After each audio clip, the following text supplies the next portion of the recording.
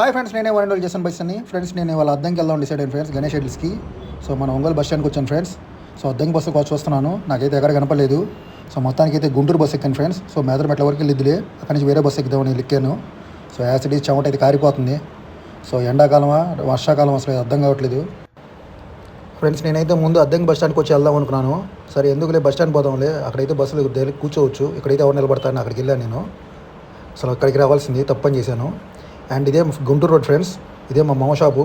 ఇక్కడ ఆయిల్స్ అన్నీ ఉంటాయి, బిగ్గెస్ట్ హోల్సేల్ షాపు మన ఒంగోలులో ఫ్రెండ్స్. బస్సు అయితే ఒంగోలు బైపాస్ చేరుకుంది ఫ్రెండ్స్. ఒంగోలు నుంచి బయటకు వచ్చింది, ఇంకా హైవే మీద పోతుంది. సో ఫ్రెండ్స్ నేనైతే టికెట్ తీసుకున్నాను friends, Ongole to Medarametla. So bus అయితే బాగా స్పీడ్గానే పోతుంది. సో ఫైనల్గా ఒక అరగంటలో వెళ్ళిపోయాము ఫ్రెండ్స్ మేదరమెట్ల. సో త్వరగానే వెళ్ళింది బండి. సో మొత్తానికి అయితే మేదరమెట్ల ఎంటర్ ఫ్రెండ్స్.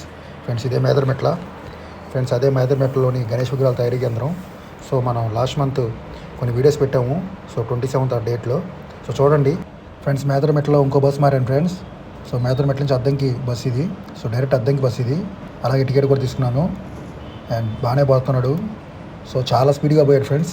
సో మొత్తానికి అద్దంకి అయితే చాలా ఫాస్ట్గా చేరుకున్నాము ఫ్రెండ్స్. అద్దంకి బైపాస్ రోడ్లో ఉన్నాను ఫ్రెండ్స్. కరెక్ట్గా వాటర్ ట్యాంక్కి ఆపోజిట్లోనే ఉంటుంది కేంద్రము ఫ్రెండ్స్. ఇదే కేంద్రము, గణేష్ విగ్రహాల తయారీ కేంద్రము.